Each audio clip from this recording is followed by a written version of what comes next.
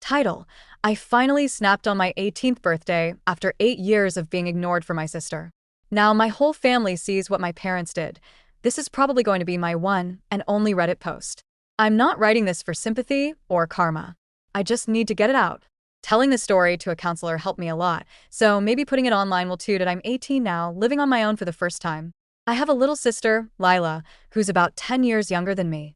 She was an unplanned pregnancy, and my mom almost didn't survive the birth. Afterward, my parents became completely obsessed with her, like she was a miracle baby who could do no wrong. And from that point forward, I basically stopped being a priority in my own family. I became the built-in babysitter, the quiet older kid who didn't need as much attention. It started small, little differences in how we were treated, but it grew into something way bigger and more painful. It started with the birthdays. On my 11th birthday, my parents told me to let Lila, who was 2 at the time, blow out my candles because she'd cry if she didn't get to. I said no. They made me do it anyway.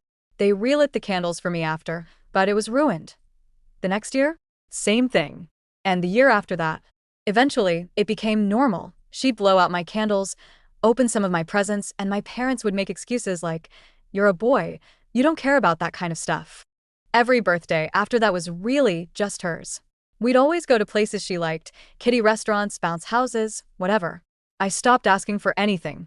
My birthdays were just a reminder that I didn't matter as much. When I was a teenager, I started locking myself in my room just to have space. My parents hated the lock, but eventually gave up because I wouldn't budge. Lila used to barge in constantly, even when I was changing, and somehow I would get yelled at for not being decent.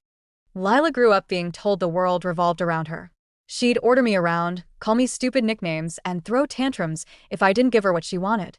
If she cried, I got punished. I can't even count the number of fights I had with my parents about how unfair it all was. The breaking point, my 18th birthday, I was hoping, for once, it would feel like my day. Maybe dinner at my favorite restaurant. Instead, my parents threw my 18th birthday at a cheap family arcade place, the kind of spot with greasy pizza and claw machines, because Lila liked it there that I was surrounded by little kids having their parties. I just sat there pretending to enjoy myself while Lila ran around playing games. When it came time for cake, my parents brought out a pink cake covered in flowers, with only 10 candles on it. They set it down in front of Lila and told her to blow them out. That was it. I completely broke down. 18 years old, crying like a little kid in front of everyone. I just lost it. I told them everything I'd held in for the past 8 years. How they'd made me feel invisible, how they'd given my whole life to my sister, how no one ever stood up for me. The entire family was there. My parents stood frozen, embarrassed.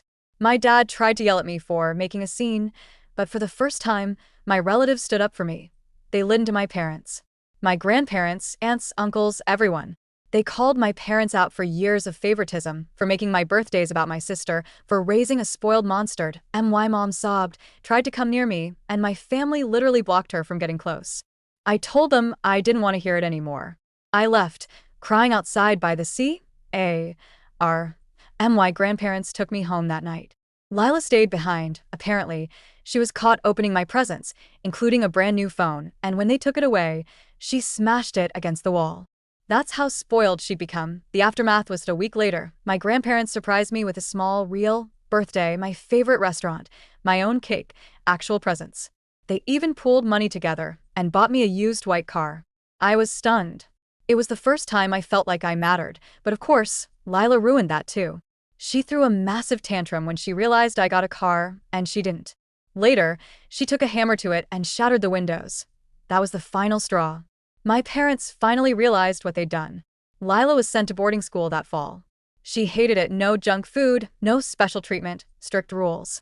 She tried every trick to get sent home, refusing to eat, bullying other kids, lying nonstop. Eventually, she even threatened to hurt herself to get attention. She slipped, got seriously injured, and had to be hospitalized. Now she's in a child psych ward getting therapy for extreme narcissistic behavior. My parents nearly divorced over it.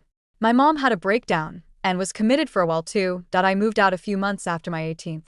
I live in a tiny studio, pay my own bills, and drive my repaired car.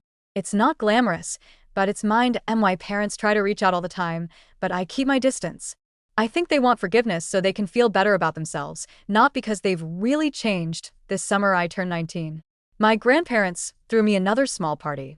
Lila was allowed to come for a few hours, and she immediately started crying because it wasn't about her. She even tried to copy what I did last year by storming out, but nobody followed her. She was taken back to the ward the next morning. I don't take joy in any of this.